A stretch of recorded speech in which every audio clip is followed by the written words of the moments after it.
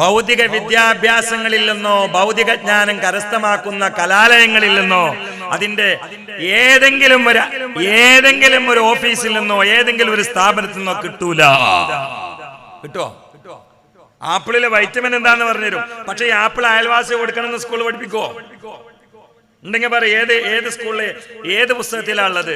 Apple അയൽവാസി കൊടുക്കണം, അയൽവാസി അമുസ്ലിം ആണെങ്കിലും അവനെ സഹായിക്കണം, സ്നേഹിക്കണം എന്ന മതസൗഹാർദ്ദം ഏത് സ്കൂളിലാണ് പഠിപ്പിക്കണേന്ന്? ഉമ്മന്റെ കാലിനടിയിലാണ് സ്വർഗം, ബാപ്പയാണ് സ്വർഗത്തിലേക്കുള്ള വാതില് എന്ന് പഠിപ്പിക്കുന്ന സ്കൂളുണ്ടോ? എന്ന് പഠിപ്പിക്കുന്ന കോളേജുണ്ടോ? അതിനർത്ഥം സ്കൂള് പഠിക്കണ്ട, കോളേജ് പഠിക്കണ്ട എന്നല്ല. ഞാൻ ദർസ് നടത്തുന്ന ആളാണ്. എന്റെ പ്രിയങ്കരനായ ഹമീദ് ഫൈദ് ദർസ് നടത്തുന്ന ആളാണ്. ഇവിടെ വേറെയും മുദരിസുമാരുണ്ട്. ഞങ്ങളൊക്കെ നന്നായിട്ട് കുട്ടികൾക്ക് സയൻസും പഠിപ്പിച്ചു കൊടുക്കുന്ന ആളുകളാ. ഞങ്ങൾ സയൻസിനെ തൊട്ട് മുഖം തിരിച്ചവരല്ല. ഞങ്ങൾ കുട്ടികൾക്ക് ഇംഗ്ലീഷ് പഠിപ്പിക്കാറുണ്ട്, കുട്ടികൾക്ക് ഫിസിക്സ് പഠിപ്പിക്കാറുണ്ട്, ബയോളജി പഠിപ്പിക്കാറുണ്ട്, മാത്സ് ഉറക്കൊഴിച്ചുകൊണ്ട് പഠിപ്പിക്കാൻ ആളെ ഏൽപ്പിക്കാറുണ്ട്. SSLCയുടെ സമയമായാൽ പള്ളി ദർസിൽ സ്പെഷ്യലായ പഠനമുണ്ട്. ഞങ്ങൾ ആ കാര്യത്തിന് എതിരല്ല. ഞങ്ങൾ പറയുന്നത് എന്താണ്?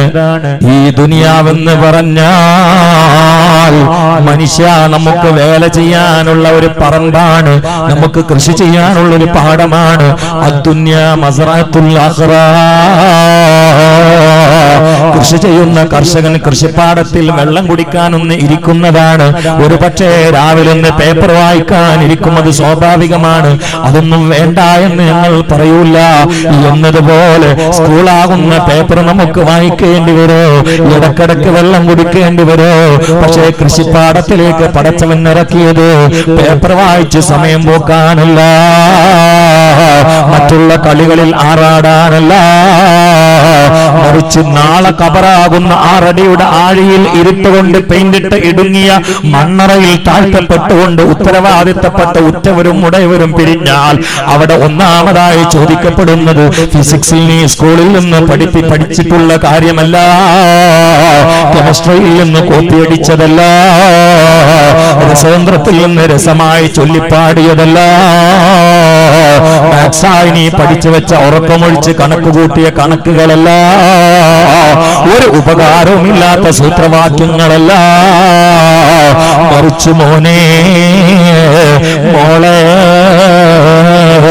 ഒരു മനുഷ്യൻ ഏത് സയൻസ് പഠിച്ചാലും എത്ര മേൽവിലാസം കിട്ടിയാലും എത്ര ഭൗതികമായ സമുന്നതയുടെ സോപാനത്തിൽ വിരിച്ചാലും അവൻ എങ്ങനെയാ ഇങ്ങോട്ടെത്തിയത്, അവൻ ആരാ ഇങ്ങോട്ട് കൊണ്ടുവന്ന ആ ശക്തിയായ ഖാലിഖിനുള്ള ലക്ഷ്യമെന്താണ്, രക്ഷപ്പെടാനുള്ള മാർഗമെന്താണ് എന്ന് കൃത്യമായി വ്യക്തമായി പഠിച്ചില്ലെങ്കിൽ അവൻ പരമവിഡ്ഢിയാണേ.